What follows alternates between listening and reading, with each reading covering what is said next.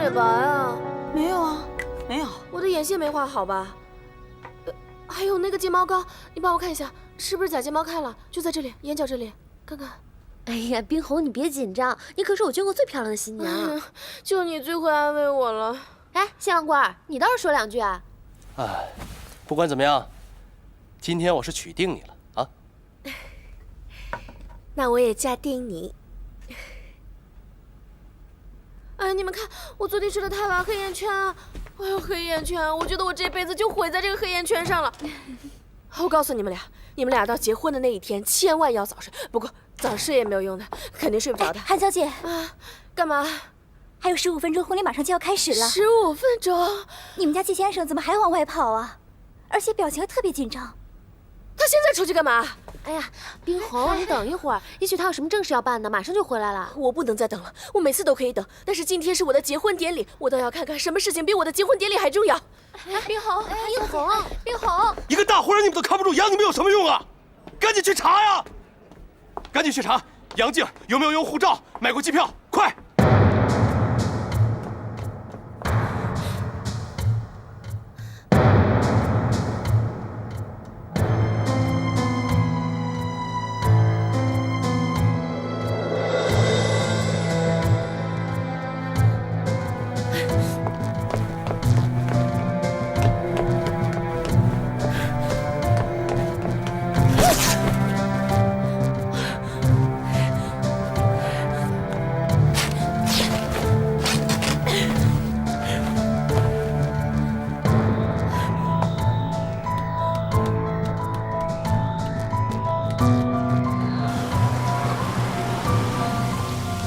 下来！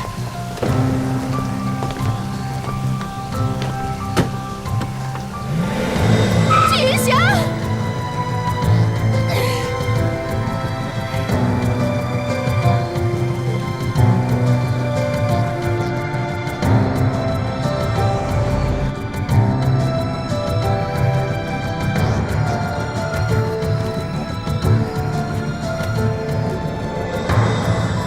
师傅，就是前面那辆车，你帮我追上他，快点，快点，快点！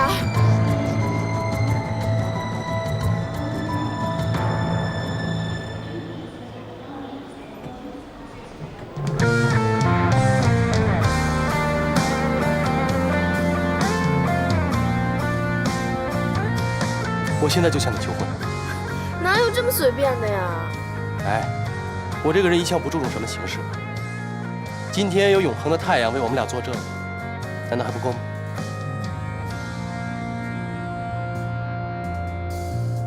听一夜失恋歌曲，一句句歌词都是我的剧情，你只路过而已，却占据所有记忆。余生的光阴，只为戒掉你。我努力强迫自己，不闻不听你新的消息。有关你的话题，我尽量逃避。我必须强迫自己，学着抽离爱过的真挚。拥抱过的经历，全变成距离。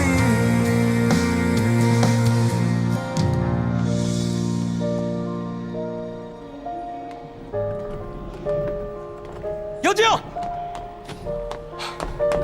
杨静，你要去哪儿？你不是今天结婚吗？我跟你说过，我结不结婚跟你离不离开没有任何关系。我也说过了，我只要想走，我一定会冲破你的笼子的。有我在，你休想！季云祥，你到底要干什么？叶双城已经死了，创世纪也是你的了。不管是你的目的还是我的目的，我们都已经达到了，我们的关系已经结束了。难道我们之间只有这一层关系吗？不然呢？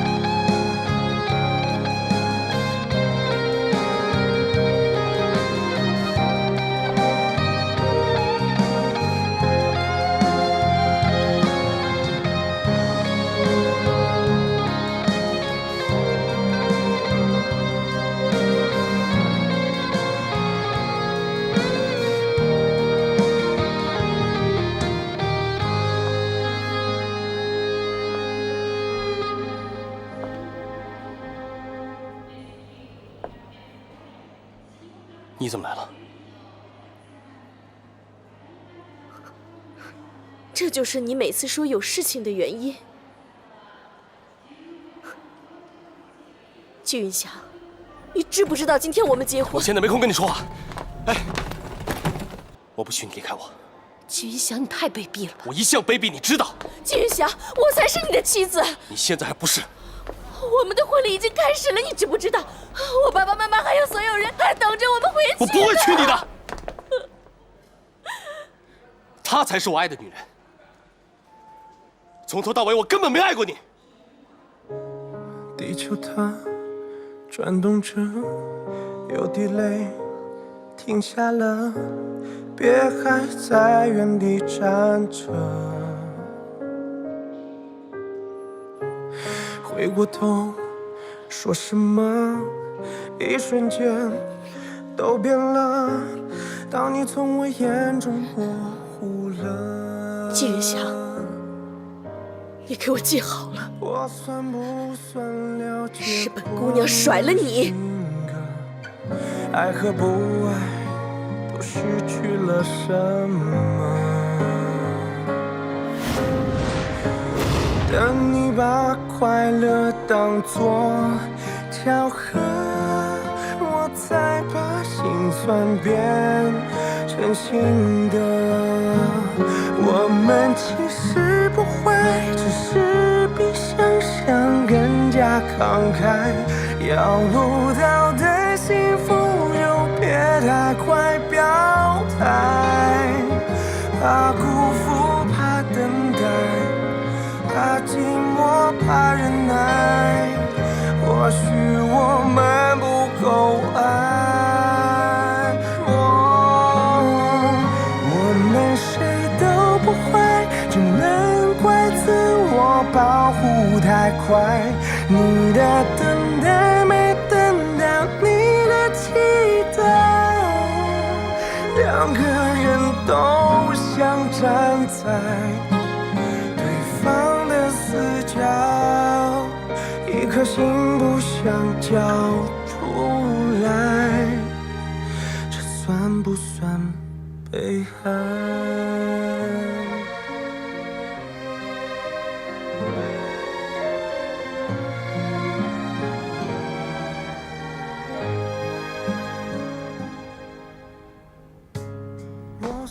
你这样让我想起一个女人，谁呀？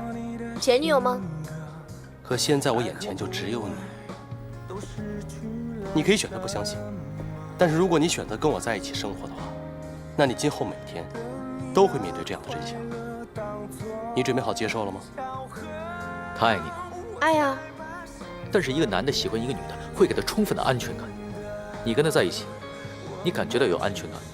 我们之前在工作上有过一些合作。什么工作啊？商业机密，回头再告诉你。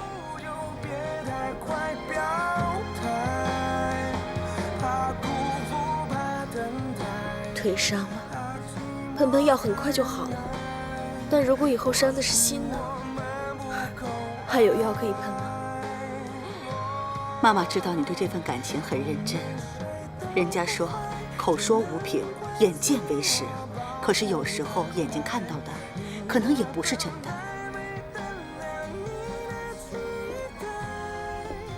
你知道我小时候的梦想是什么吗？什么？就是住在这样一栋房子里，晚上呢就跟爸爸妈妈围在壁炉旁边，一家人讲故事、聊聊天，聊到睡着。然后跟自己爱的人在一起是吗？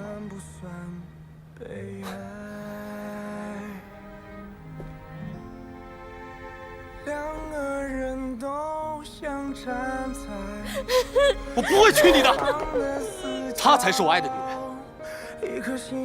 从头到尾，我根本没爱过你。这算不算被爱？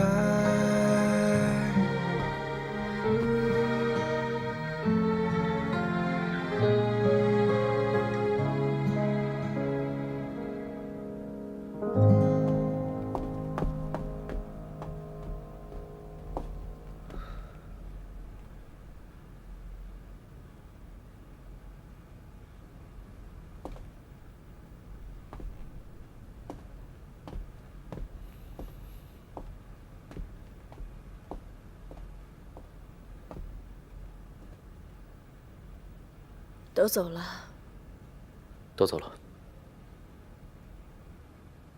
你是不是早就料到会像今天这样？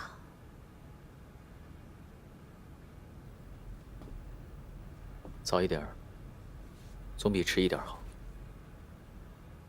冰红，算了，不要去想他了，他真的不适合你。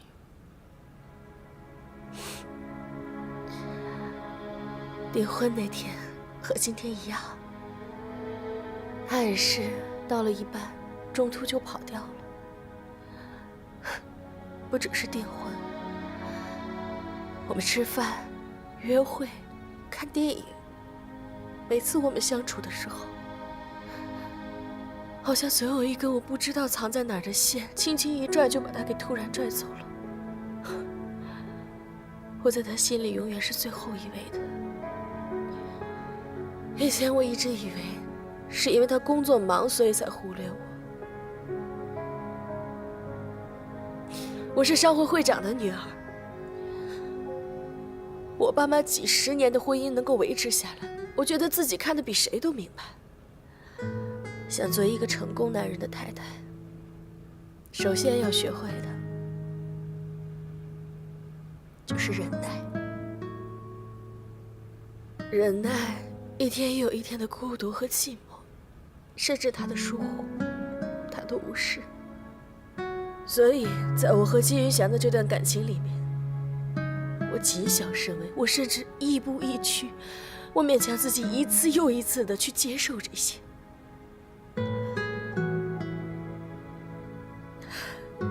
他现在用这种方式去宣告结束，我似乎应该恨他。可当我在机场看到他对杨静那种一个男人对一个女人豁出去的不计一切后果的爱的时候，我看到了一个热烈的、疯狂的季云翔。你说的对，我从来就没有了解过他，他也从来没有爱过我。从来没有。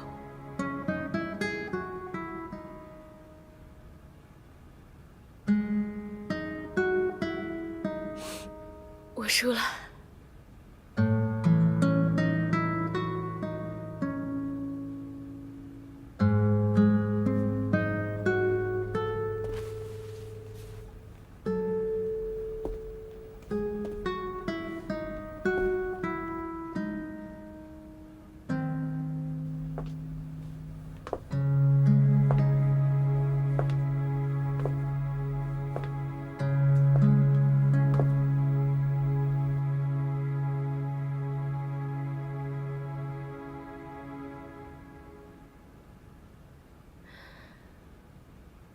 照片拍得不错。我努力强迫自己，不闻不听你新的消息，有关你的话题，我尽量逃避。我必须强迫自己，学着抽离爱过的真挚，拥抱过的亲密，全变成距离。强迫自己不闻不听你新的消息，有关你的话题，我尽量逃避。我必须强迫自己，学着抽离爱过的真挚，拥抱过的亲密，全变成距离。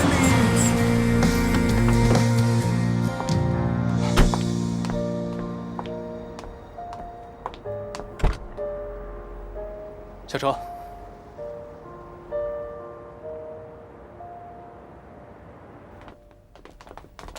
季先生，这位是杨小姐，从今天开始她住这儿，去通知一下司机，让他把杨小姐的行李拿来。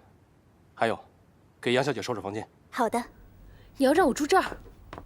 从今天起，你就住在我季云翔家里。不可能。这事儿没商量，你不住也得住。你不是没有家了吗？给你的公寓钥匙你也从来没有用过。就算你再跑机场100次，我也有办法把你追回来。不信你就试试。我就想不明白了，你给我的到底是家还是监狱？你来了，这里就是家。带杨小姐参观一下，一个地方都不能落。我出去一趟。好的，季先生。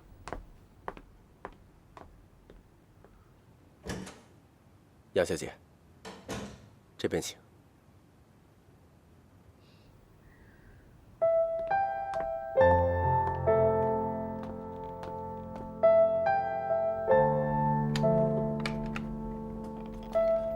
杨小姐，请。这间呢是书房。季先生平日心情不好的时候啊，就到这儿来看书，并且呢，还会亲自打理这个房间的卫生。这里啊，我们下人是插不上手的。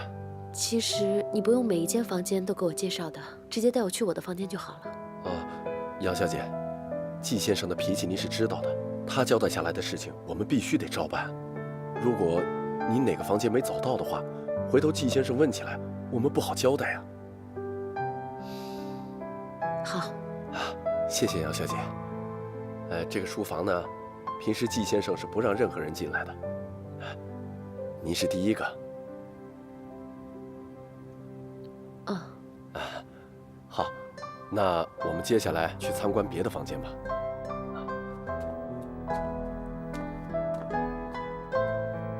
杨小姐，2楼情况呢，基本就是这样了。啊，这是2楼的一个起居室。啊，那我们到上面去看吧。杨小姐，来。这间房呢，平时是没人住的。这些东西呢，都是从季先生和季老先生原来那个房子搬过来的。这季先生啊，从小就学习好，从来不让老爷太太操心。您看到了吗？这些奖杯、奖状啊，都是季先生得的。对了，这什么书法呀、画画、奥数啊，还有各种棋类，他从来都不落在别人后面。可以说，季先生是非常优秀的。只可惜，他性格有些自闭，从来就没看到他跟什么朋友来往过。当然这个我们也知道，可能和太太、老爷不够亲密，这个对他有一定影响。可是，哟。杨小姐，您说我这乱七八糟都说了些什么？我这话是不是有些多了？没有。好，那好，那我们接着参观吧。杨小姐，我们走吧。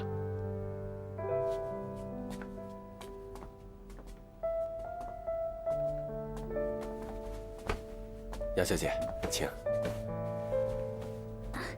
杨小姐，这是你以后要住的房间，因为季先生通知的急，我们匆匆忙忙的也没有收拾好。没关系，我可以自己收拾的。哈，杨小姐，这间房呢朝向好，通风，又宽敞，住在这儿会比较舒服。啊，还有，洗漱用品呢，我们已经给您放在卫生间了。您看还有什么要添置的？您需要什么，您就直接跟我说。谢谢。那好，如果您不需要什么别的，也没什么事，那我们就先去忙了。我们先走了。您休息。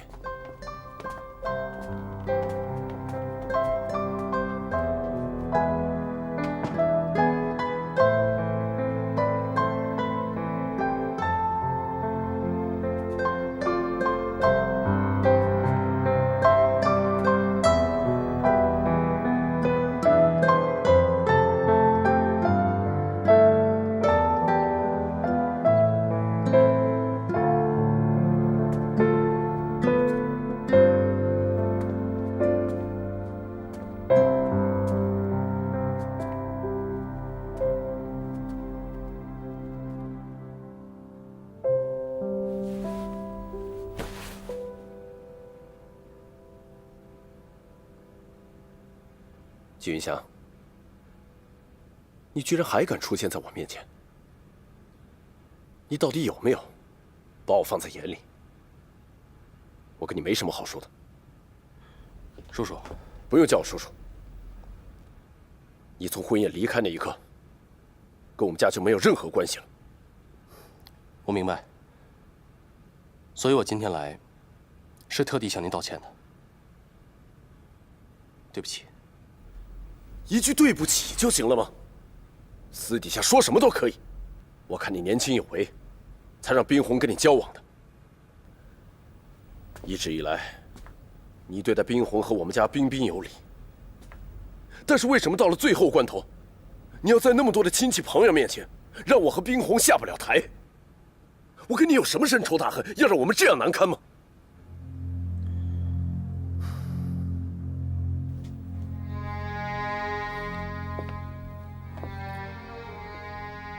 叔叔，我不是故意给你难堪的。跟您说实话吧，我是因为另外一个女人才这么做的。在这个时候，你跟我说，是因为有另外一个女人。我从不过问你的私生活，我一直以为你是个聪明人。我很清楚，可我依然决定放弃这一切，为我爱的女人放弃这一切。我欠她的。那天在婚礼现场，如果我不去机场的话，她就会离开。那我这辈子都见不到她了。那我叫冰红怎么办？我跟你说，就算我没什么背景，身为一个父亲，我都会拼命来保护我女儿的。所以，我来的时候我已经想好了，不管你如何惩罚我，我都会接受。我真的很想认识这个女人，她怎么竟然可以让你连自己的事业跟未来都不要了？您是没见过她，如果您见到她的话，您就会明白我为什么会这么做。其实，如果我继续跟小红在一起的话，那很可能会给她造成更大的伤害。你这么说什么意思？当年我父亲也是因为选择了事业，才跟我母亲结合的。可是我父亲后来依然放不下他心里那个女人，久而久之，他就疏远了我的母亲。而我母亲也发现了他心里的那个秘密。在我童年记忆里面，只有我母亲和父亲的争吵。我母亲始终没有原谅我父亲，她一直郁郁寡欢，到最后含恨而死。我不想同样的事情也发生在小红身上。我相信您作为她的父亲，也不希望看到这一天吧。如果冰红是这样，我一定杀了你。您可以杀了我，如果您认为杀了我可以弥补小红的痛苦，让她重新开始生活，我愿意接受这一切。可是你有没有想过小红？您这么做，她真的会高兴吗？我认为最好的办法，就是让她早点认清我纪云祥是一个混蛋，是个不值得一提的家伙。让她认为我是有目的的想利用她才接近她，这样的话，她才可以从痛苦中摆脱出来。你果然很会说话，不愧为商业奇才，将众鑫集团搞得有声有色的年轻董事长。但我作为一个父亲，我不会原谅你带给我女儿这么残忍的伤害。你要还算个男人，给我离开！韩叔叔，不要再说了，我不想再看到你。我警告你，离冰红远点，最好永远不要再出现。如果做不到，别怪我不客气。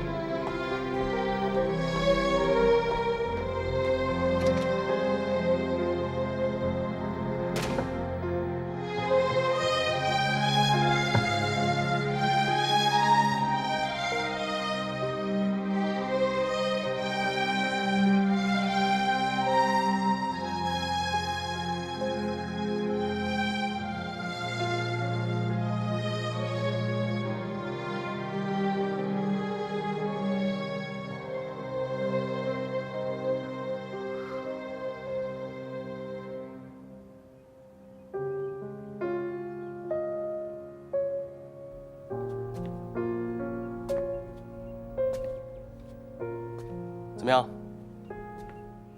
觉得这个房间还不错吧？这是你家，我有什么好评价的？我不是说过了吗？这以后也是你家。家没了就是没了，不管在哪儿，也只是个住处罢了。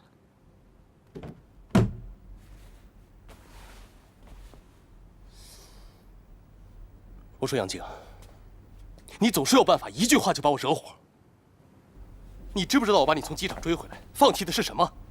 我不求你能够理解我，但我没想到换回的却是你这种态度。那你要什么态度啊？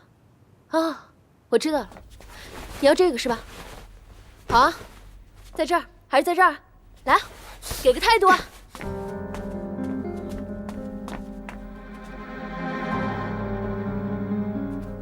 杨静，我告诉你，这房间是属于你的。从今天开始，除非你同意，否则我绝对不会踏进这个房间半步。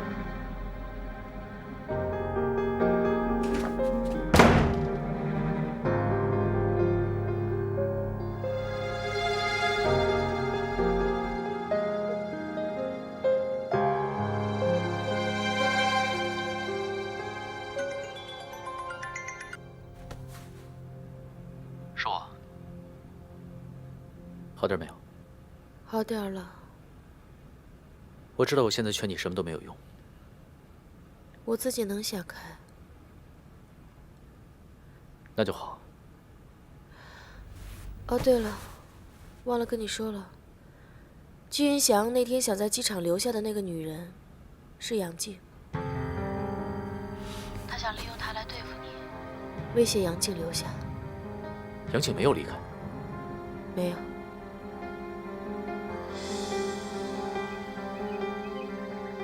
去请杨小姐下来吃早饭。好的。啊，杨小姐早。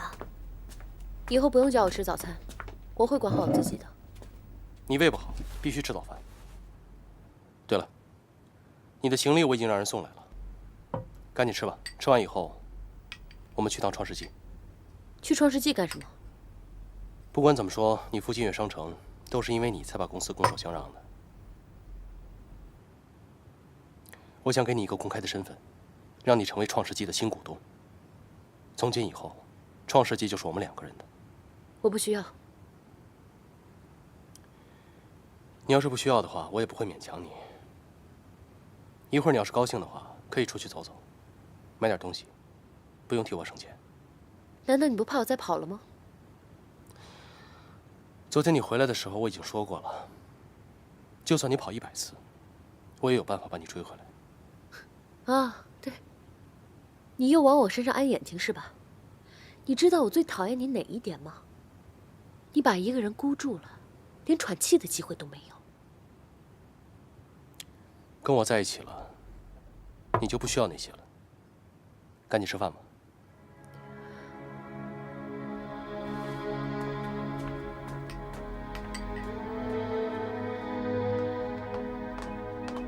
哎，杨小姐，杨小姐，杨小姐，您想去哪儿？我可以让司机送您。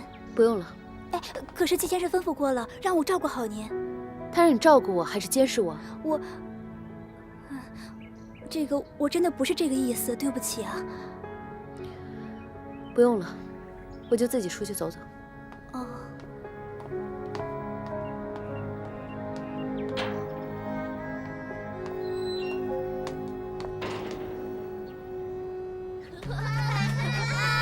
来来来，慢一点啊，小心一点。哎，看那是谁啊？慢点跑，孩子们。你们好，你们想不想杨老师啊？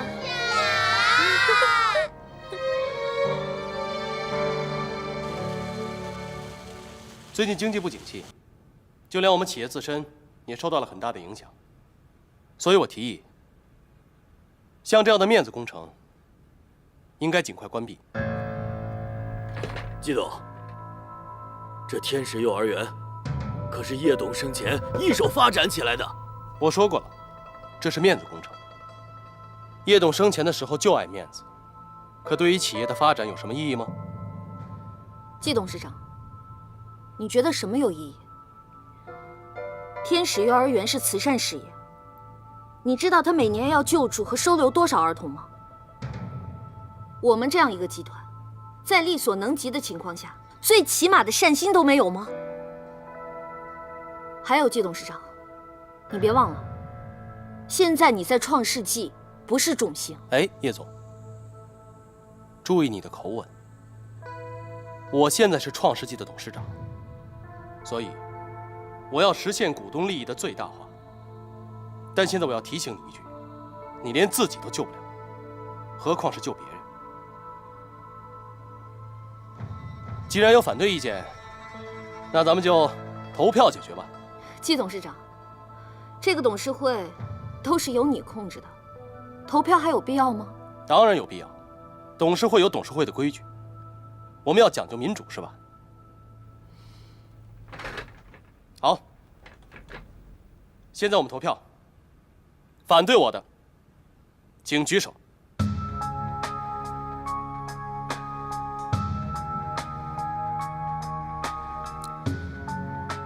没想到连叶总也支持我，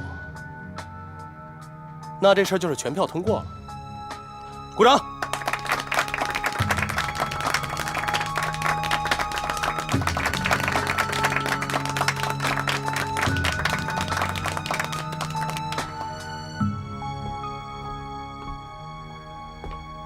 卓一凡，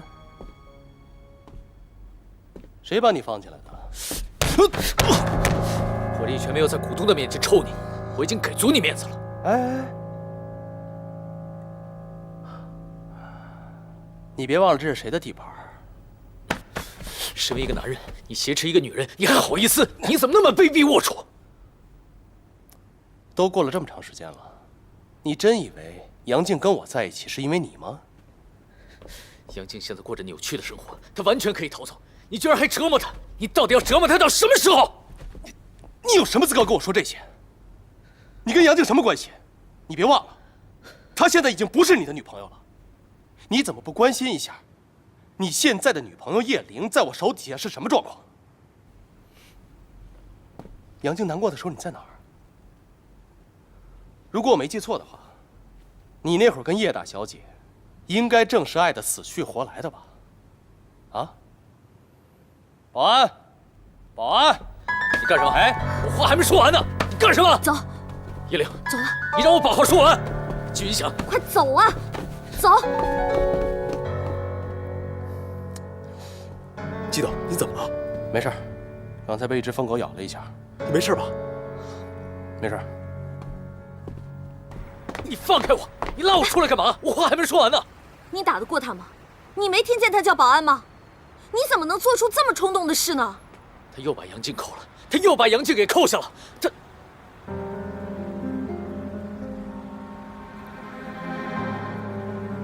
对不起，我知道你现在不想听到这个名字。我只知道，我们俩现在在季云翔眼里就是一只小蚂蚁，他随时都可能把我们踩死。我们没有力量去跟他对抗，只有忍耐。小蚂蚁，你变了。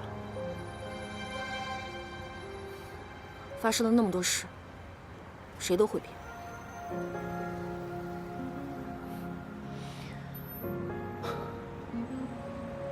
这次是我想的不够周全。我不是说我想周全了，我只知道我现在要死守世纪畅想。如果世纪畅想没了，我不知道该怎么跟我爸交代。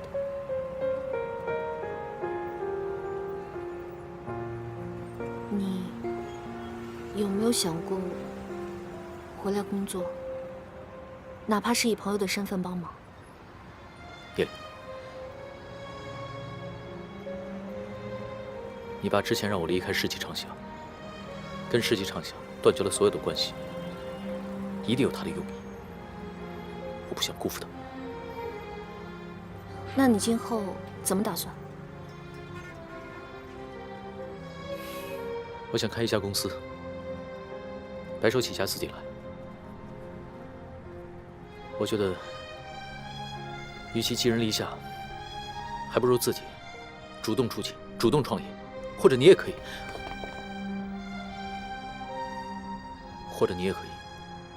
跟我一起，我们一起合作。之前都没机会跟你提，你在世纪畅想待着，上面有纪云祥，你没有任何机会。不行，我说过，创世纪在，我在。我现在唯一能做的，就是守住世纪畅想，还有我手里那10%的股份。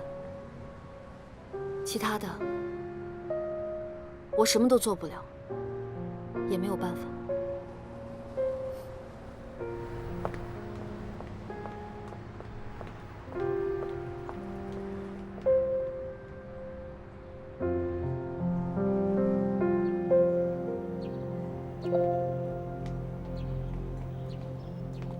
园长，前段时间我家里出了一些事情，所以我就暂时的离开了。现在这些事情都已经解决了，不知道我还能不能回来上班啊？我恨不得啊，天天打电话催你回来呢。你可是我们幼儿园最好的老师啊。你不在的这段时间呢，都乱了套了。就拿乐乐来说吧，你不在呀，他谁的话都不听，谁都不愿意接近，就连他衣服，谁想碰他一下都不行，头疼死了。这下你回来就好了，你看看，成天啊就把他自己裹得像个小粽子似的，裹在衣服里头。园长，杨老师好。怎么了？刚才集团总公司打电话来了，是董事会的决议，要停办幼儿园。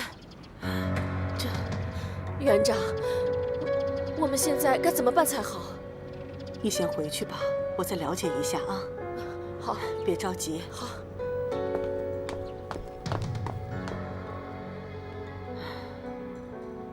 公司发生了这么多事情，我想过会要连累我们幼儿园的，但是没想到会这么快。园长，您先不要着急，说不定只是一时的传言，过一段时间就会好的。叶董走了以后，创世纪也是摇摇欲坠了。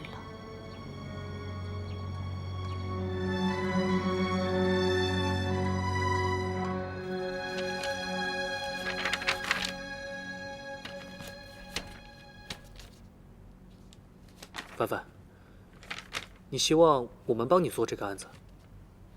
一凡哥，其实我们现在在公司也挺为难的。你说我还在跑销售，在广告提案上，还真帮不上什么忙。看仔细了吗？这是我自己的公司，我要做我自己的案子。自己的公司？什么公司啊？广告公司，当然是从我们的老本行广告开始做起。我已经反复的想了几个晚上，现在创世纪完全落入纪云祥的手里，我必须要做点什么，否则就是等死，坐以待毙。所以我已经把银行里所有的积蓄都拿出来，再加上银行贷款，成立了这家公司。现在我已经开启了24小时的招人模式，外加我现在自己手上的品牌、客户、人脉，我要以我自己公司的名义，跟他们进行深入的合作。别的我们就不多说了，反正我和方宁一定会坚定不移地支持你。没了。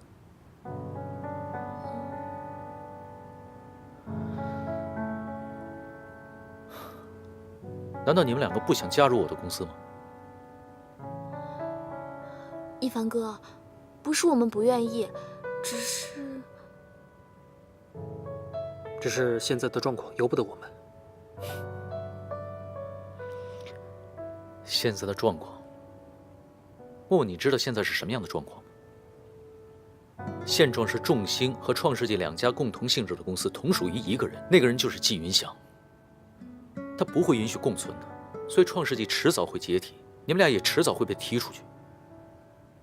为什么不反客为主跳出来，创建一个属于我们自己的公司呢？一凡哥，我知道你说的很有道理，但是创世纪现在刚刚易主，集团上上下下全部都是纪云祥的人，叶灵一个人在那腹背受敌，我们俩要是这个时候走，你说这也太不厚道了。叶灵真的挺不容易的，我们也在想能不能帮帮他，帮帮公司。而且现在我们正在帮世纪畅想做一个大的案子，所以我们只能帮多少算多少。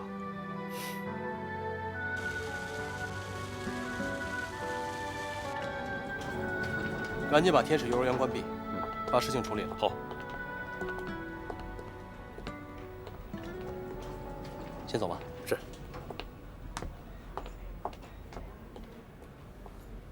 你这会儿来，不会是想接我下班吧？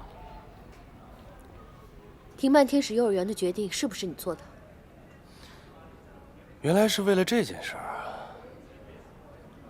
我还真以为你是来接我下班的呢。为什么？因为那是叶双城开的。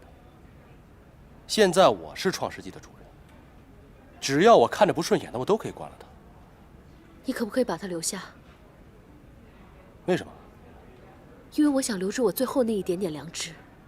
我喜欢那儿，我喜欢那些孩子们，我觉得我在那里是活着的，我不是一个废人，我有事情可以做。这个理由足够吗？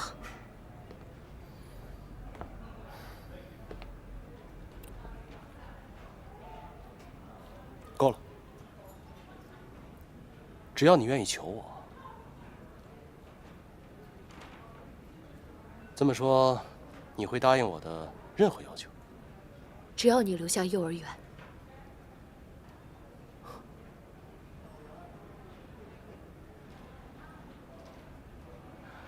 好，我答应你。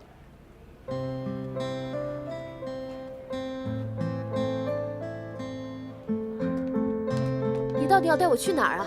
到了你就知道了。哎，你从来没有来过这种地方吧？啊？我很小的时候就跟着我妈住过这种地方。倒是像你这样的公子哥，我没有想到你居然会知道像这样的地方。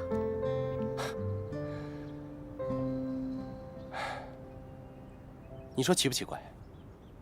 这些树啊，房子，小时候我看他们的时候，觉得他们好高好高。可现在时间过去了，再回来看，他们却还是一样。所不同的是，这些树它们都变矮了。走。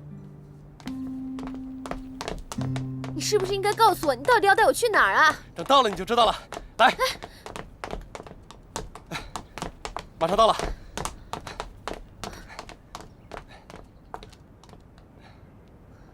你看，那栋房子，就是饭馆那个位置，就是我以前外婆家。小时候，我就是在那儿长大的。高中的时候，外婆去世了，最后这房子给了别的亲戚住。你为什么要带我到这儿来？小时候，我父母关系不好，我妈就带我回乡下外婆家，把我一个人放在这儿。这事儿没人知道。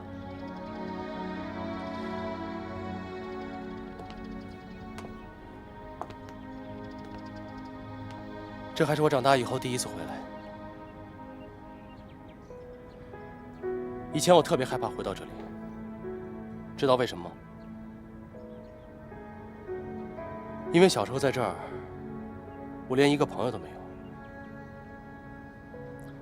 可是很奇怪，昨天晚上我竟然做梦又回到了这里，就站在这个位置，是小时候的样子。看着小时候那帮小伙伴们在这山坡上跑来跑去，特别欢乐。而我呢，就只能远远看着，不敢靠近。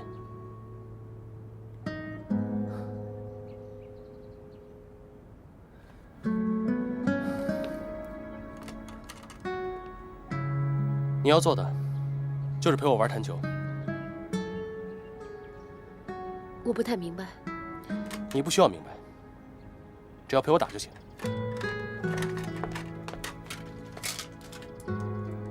来，小时候我是这村子里的怪人，我也不知道为什么，就是没有一个小朋友愿意陪我玩。可眼下呢？我现在是众星集团和创世纪的董事长，手下有好几万员工。哪个人见了我不是卑躬屈膝、阿谀奉承啊？可是到头来呢，我还是一个人，没有人愿意跟我交朋友，也没有人愿意靠近我、了解我。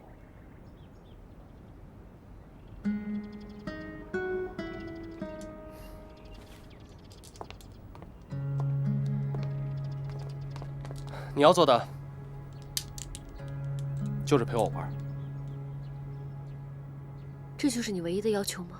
是啊，你只要赢我1次，啊，或者说你输给我10次，我就答应你，从此以后再也不关闭天使幼儿园。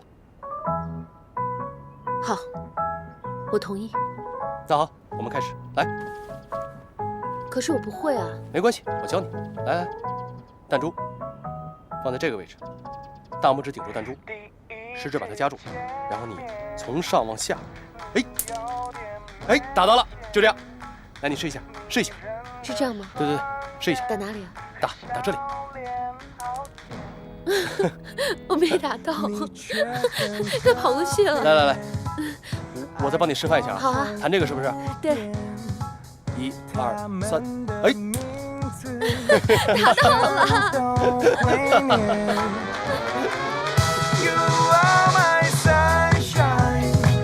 等日落之后陪你看海，粉色西装配上领带，准备耍赖。My only sunshine， 只要你生气就是我坏，就算我望着你发呆，也不想。进来。叶总，这是明天给奥美公司的广告策划案。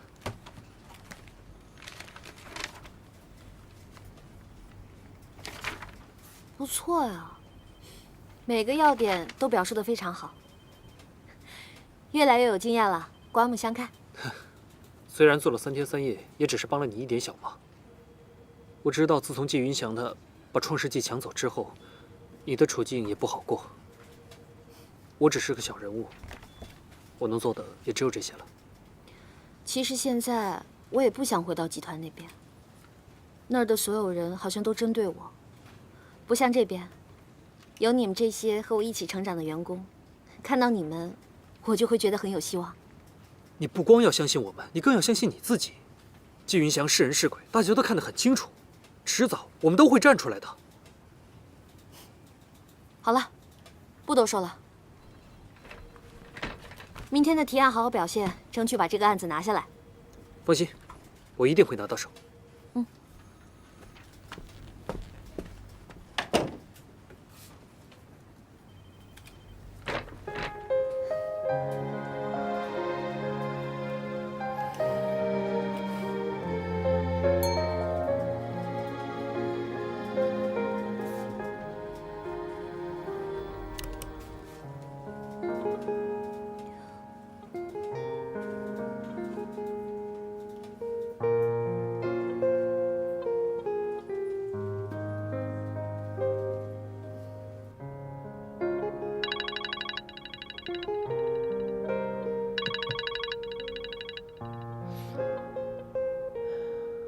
哎，叶玲，有一件事情，我想我应该告诉你。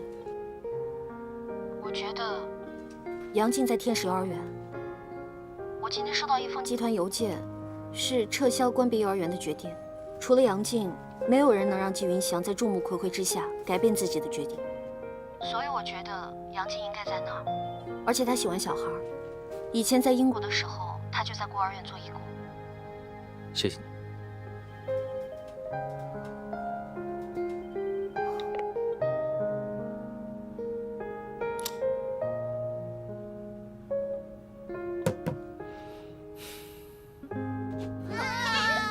你们都跑到哪去了？我在这儿呢，杨老师。在哪儿啊？找不到。对不起啊。再见，杨老师再见，要小心点哦。拜拜。再见，再见。快点。大学毕业以后，我就没见你笑得这么灿烂过。要不然你以为我过的是什么样的日子啊？惨兮兮的，苦大仇深吗？日子嘛，还是要往下过的。对，我还真想知道你现在过得怎么样。你是想问季云翔吧？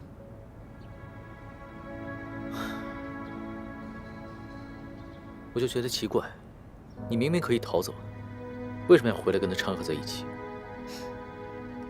你放心，不全都是因为你。我知道。我说真的，真的不全都是因为你。我承认，当初他拿你来威胁我的时候，我的确决定妥协。但是后来，我静静地想了想，不仅仅是为了这么一个简单的原因。你说他拿你来威胁我，说白了，他能拿我怎么样？所以呢，你就不用自责了。没想到你会这么说。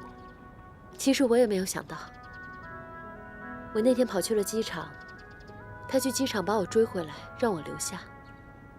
他为了我逃离了他的婚礼。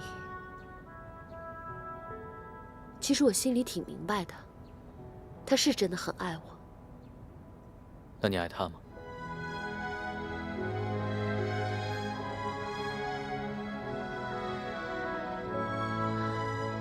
我以前恨他，非常恨。可是慢慢的，我发现，他其实也挺可怜的，竟然让我变得不像以前那么恨他了。也许，这可能也是我留下来的原因吧。我很欣慰，在这个城市里能有一个人这么爱我，所以你不用替我担心，谢谢。你别忘了，他对你造成的伤害，我给你一笔一笔的全都记着。这都是以前的事情了。对啊，以前的事情。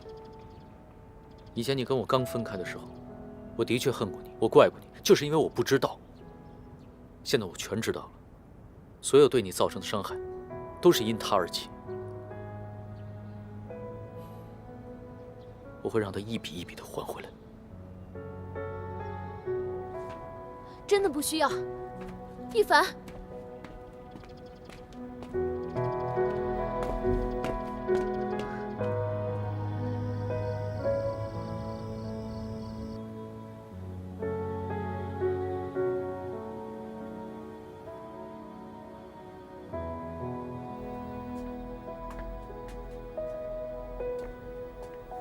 我可以进来吗？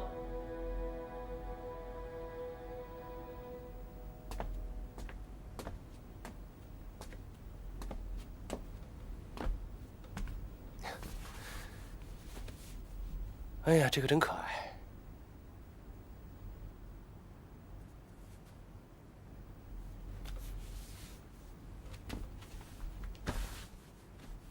捏这些干什么？这是明天要带去幼儿园送给小朋友的。这事儿可以让别人做。这是我愿意做的事情。我现在只关心幼儿园还有小朋友。就没有别的了吗？没有。不过，还是谢谢你没有关闭天使幼儿园。不用，那是你应得的。这是你用代价换回来的吗？去睡吧，总是晚睡对身体不好。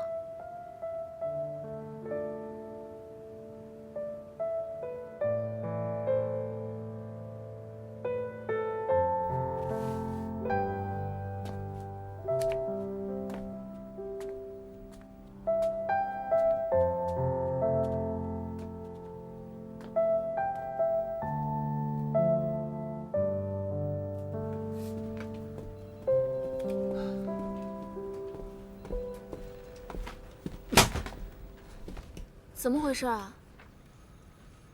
我们被坑了。案子没通过？没通过就好了，关键是通是通过了，但是跟咱们一点关系都没有。什么意思啊？什么意思？人家季云祥现在是创世纪的董事长，我们世纪畅想一点秘密都没有。他想知道我们在干嘛，简直太简单了。你的意思是说，这案子被剽窃了？开会的时候，东森在我之前拿出一份一模一样的提案，然后告诉别人说这是我们组的劳动结晶。我们现在就是季云祥手里的一群猴，他想怎么耍就怎么耍。世纪畅想现在腹背受敌，在季云祥眼皮底下运行。谢谢叶总。哎呀，实在是太难了。早知道就应该听凡凡的，去他那儿，在这鬼地方待下去，我真的不知道以后该怎么干活。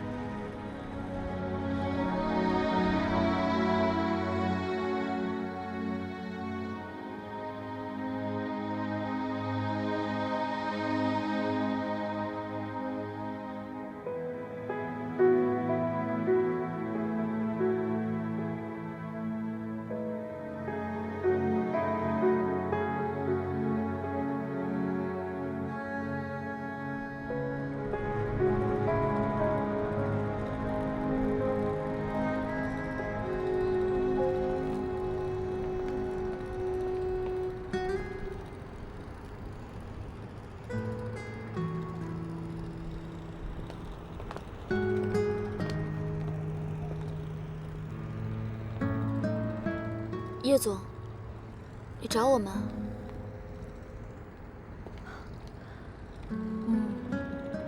创世纪已经天翻地覆了，你们作为老员工有什么想法吗？叶总，我刚刚只是一时气话，我没有别的意思。我只是想听你们的真实想法，不要有压力。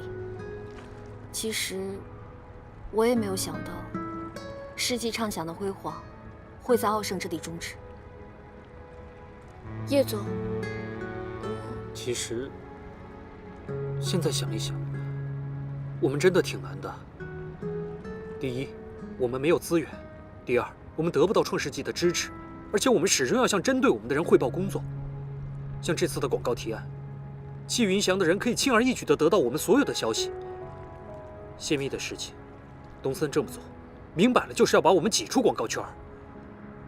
公司这么多的墙头草，我们想在季云祥这里谋口饭吃，真的是挺难的。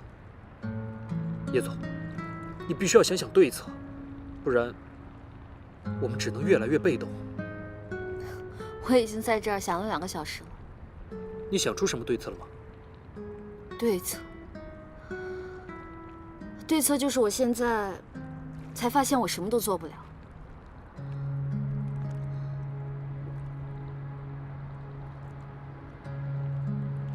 卓一凡找过你们是吗？他想自己开公司找我们入股，但是我之前没有答应他，因为我们觉得不能在公司最艰难的时候离开你。你们的好意我心领了，不过我建议你们去吧。为了你们的前途，不用管我。现在我已经口头答应你们辞职了。叶总，祝你们和卓一凡好运。叶总，要不你跟我们一起走吧？世纪畅想也没什么好待的。方宁，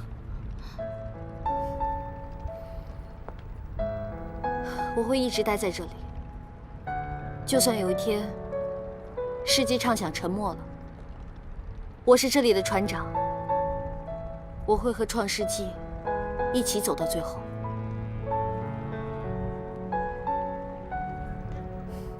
你们过去了，好好帮一凡。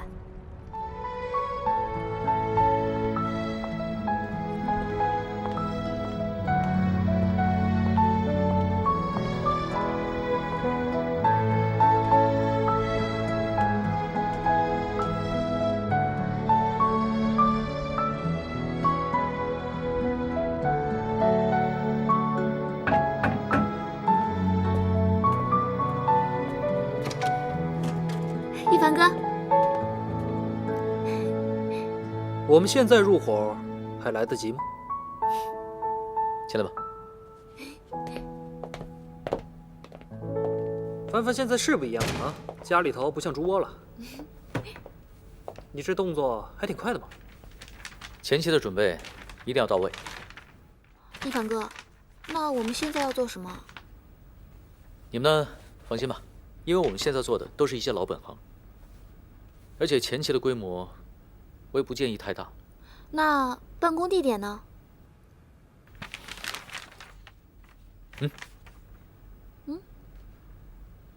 你不是在开玩笑吧？这你就不懂了吧？在家里开公司可以节约成本，而且咱们现在应该也没有额外的资金去租写字楼了吧？说得对，我现在已经把所有的积蓄全都用到注册资金和启动金上面。但是还差一点。不过你们可以放心，我呢会尽快把钱搞定的。还差多少？我这儿有点。别闹，你的钱留着娶老婆吧。你离开世纪畅想之后呢，我就捡了个大便宜，当上总监，也挣了点钱。这钱呢，本来确实是要留着娶老婆用的，现在好像不需要了，搞定了，吃得死死的。什么呀？别闹。好吧，那我接受。你把老婆本拿进来作为启动金。那我也答应你们俩的婚礼，我一定要办得更风光。那一凡哥，既然我们家默默掏了钱，那我们也算是这儿的大股东了吧？是啊。那既然是大股东，我就得行使一下股东权了。我呢决定，以后咱们公司所有的纸啊、笔呀、文件夹、收据单、发票单等等等等，全部由我一个人负责。好大的事啊！要不要喝咖啡？要。哪儿的？哥伦比亚。哥伦比亚有咖啡吗？你们哎，在哥伦比亚有没有文具啊？怎么说我也是大股东，你们好歹也尊重我一下啊！好，大股东，洗咖啡杯。去，快点儿。马总，我觉得这个整体换了之后呢，格局我觉得明显就不一样了。真是多亏了你帮我做的这个策划案呐！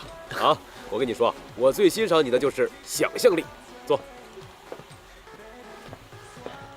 但我现在发现，光有想象力是不够的，如果没有钱的话，有再多的想法，也都是零啊。